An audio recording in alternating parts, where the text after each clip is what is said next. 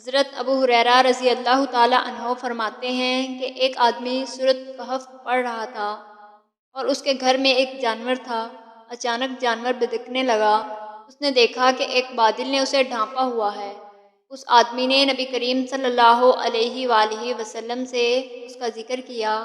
آپ صلی اللہ علیہ وآلہ وسلم نے فرمایا کہ قرآن پڑھو کیونکہ یہ سکینت ہے جو قرآن کی تلاوت کے وقت نازل ہوتی ہے۔ صحیح مسلم حدیث نمبر 1857۔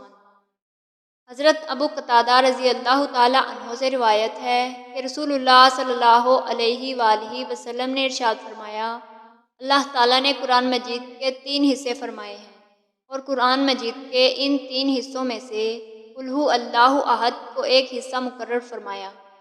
صحیح مسلم حدیث نمبر 1887۔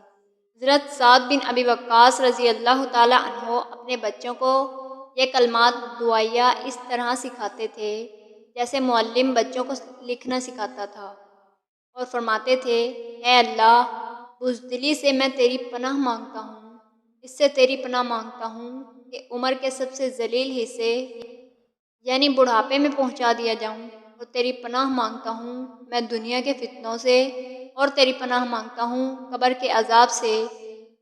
صحیح بخاری حدیث نمبر 2822۔